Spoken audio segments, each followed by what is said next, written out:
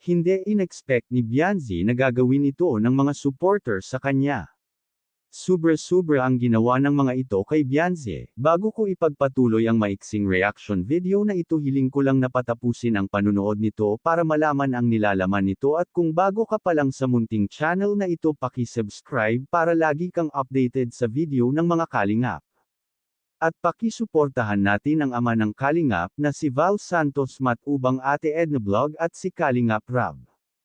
Isang mapagpalang araw sa inyong lahat mga kalingap, at shout out nga pala sa patuloy na sumusuporta sa aking YouTube channel, lalong-lalo na sa mga viewers natin na walang sawang nanonood at sumusuporta. Salamat. Bianzi nakatanggap ng package galing sa kanyang mga supporter.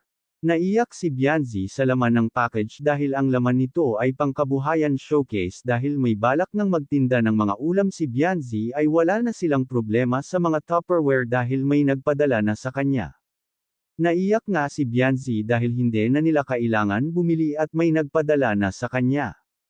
At bukod pa sa mga gamit na iyon, ay may nagpadala pa ng cash na nagkakahalaga ng 20,000 pesos. Dito na talaga naging emosyonal si Bianzi dahil may puhunan na sila sa itatayo niyang negosyo.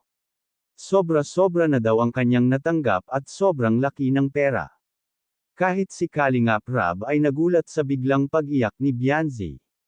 Dahil sa dami ng kanyang natanggap, ay pinahatid ni Kalingap Rab si Bianzi sa kanilang bahay. Panigurado na matutuwa nito ang magulang ni Bianzi dahil binigyan na sila ng puhunan para sa kanilang iniisip na pagtitinda.